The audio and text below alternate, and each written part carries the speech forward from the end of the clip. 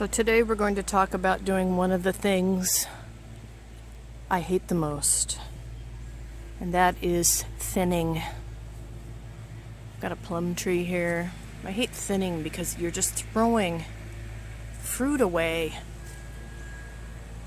But we need to do it in order to keep limbs from cracking and breaking and to allow the fruit that stays to be fully matured. Right, Sarah? So this is a purple plum tree.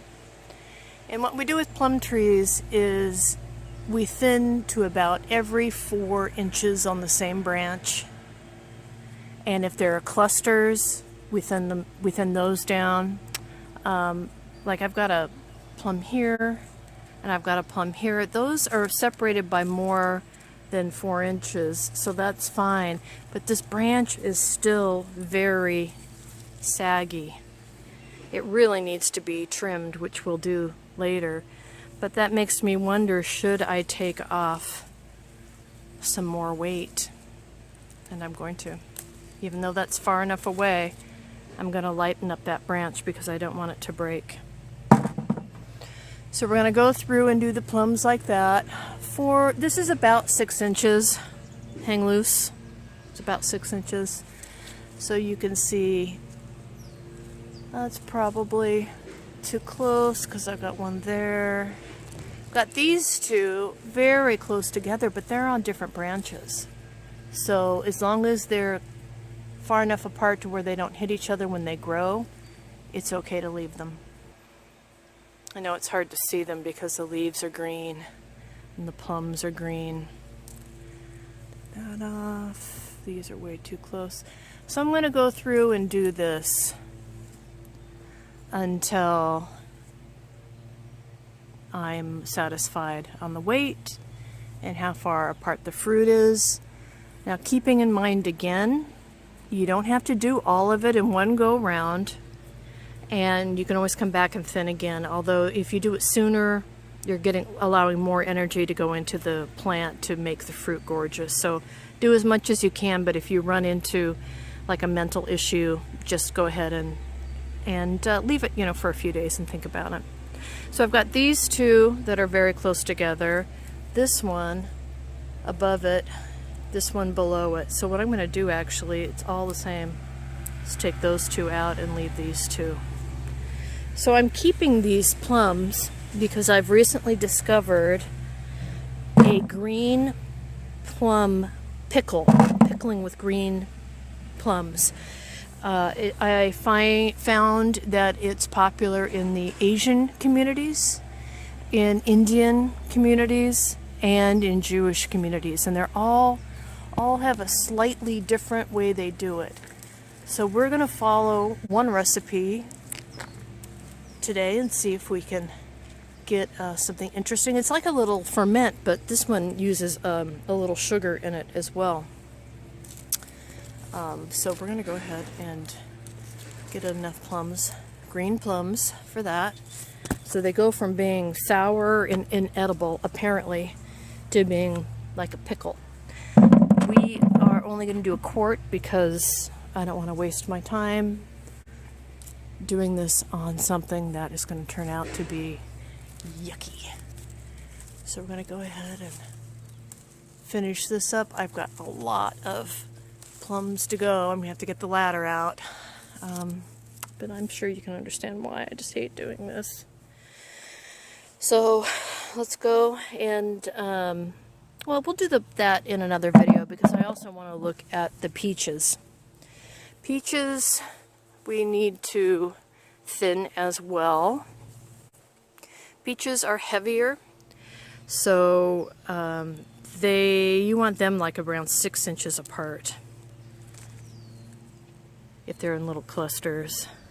And they do tend to grow in clusters. So I just try to pick the one that wants to stay, that's the strongest, that has the least damage. But again, 6 inches, so I've got, so from this small little area here, we've picked 1, 2, 3, 4, 5 sacrificed so we can have 1, 2, 3 grow. Now these 2 are technically on different branches. This one is on this branch.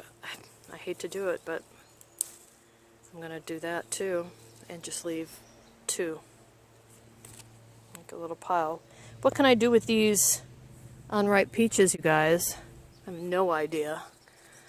Too close together. I'm going to go ahead and pick one of these off. And again, they like to clump together, so I like to give it a little roll like that. If I pull too much, I find that both of the fruits can drop. And go through and do the same work on these. So much wasted. I mean, don't you just feel like crying? Yeah, take these off. So that's how you do the peaches. So more room, 6 inches on peaches, they're bigger. About 4 inches or so on plums. And apples. Apples, apples, apples. We're having a banner year for apples. So much that some of my apples are already falling to the ground. This is a variegated apple tree. I have at least 2 different kinds of apples on here. I have no idea what they are. Here's one with a red blush. It might be a gala.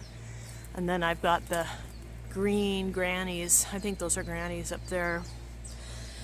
So these definitely grow in big bunches.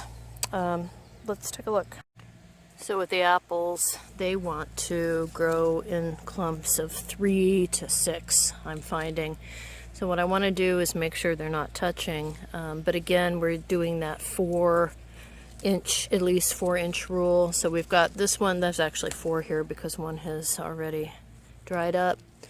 And what I'm going to do is take this one off. It's a little damaged.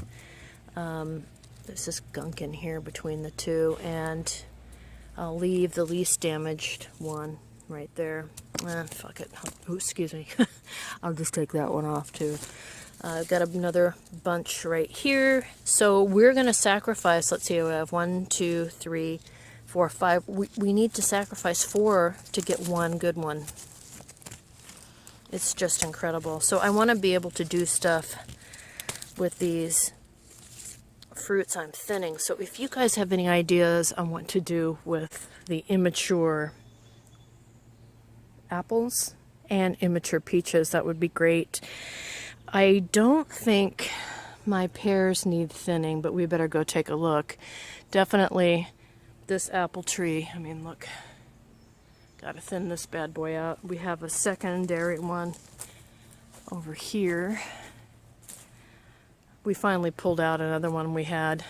Little blueberries, they're gonna finally get to be ripe here pretty soon. They're thinking about turning. We had an apple tree over here, right where that blue container is, what we pulled out. It just never produced great apples. But let's go over and take a look at the pear trees. These pear trees are going on 4 years, 5 years old, and this is the first year that they've ever had more than just a couple pears on them. So I'm going to need to look up how far apart pears should be, and again, it's probably somewhere between 4 and 6 inches. Here I've got a cluster of 3, so I'm going to need to take that down, I'm sure. So what do you do with immature pears? So we have the immature apples, the immature pears, and the immature peaches. I'm going to try to pickle those immature plums, make the green plum pickle, and see how that turns out, which will be fun. That's really more of a ferment, although it does have sugar in it. Sugar, water, and salt only. I've seen some with just salt and water, but this one has a little sugar in it, so we're going to give that a try. It's a Korean recipe. So what do you think about that? Let me know. And for those of you that have been with me for a while, you're going to remember that I grafted a new pear onto this tree. And look, we actually have a different kind of pear growing here. I have no idea what kind of pear it is. It's my neighbor's. But a graft One of the few grafts I've done that actually took. And unfortunately, it's in an area where it's going to want to get cut. Ugh, shoot. But I'm going to mark it because I want to try to save it. But definitely going to need to do something with these. All right, you guys. Let me know what you think. Here's the pain of thinning. But you've got to sacrifice sometimes in order to get good harvest. I may go sacrificial light. I may try to save too much this year just because it's this year and it's a weird year. But anyway, let me know what you think. And I'm going to go do those plums now. Pick them up. Stay tuned. It'll be the next video you see. I'll probably link it somewhere. All right. See ya.